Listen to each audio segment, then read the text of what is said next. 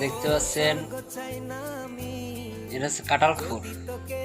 পানখোর দেখছেন, জালখোর দেখছেন, এবার দেখেন কাঁঠালখোর।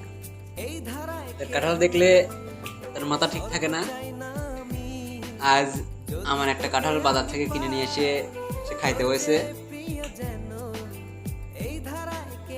আমি খাইতে চাইলাম, কিন্তু বললো যে তুমি সাইডে থাকো, যদি বাসে তাহলে খাইও।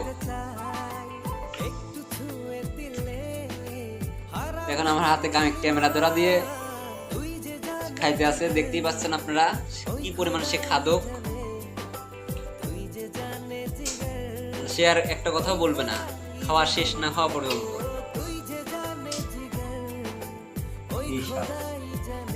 আল্লাহ আপনার খাবার দিয়েছেন, আপনারাই খান। রাগ করলেন?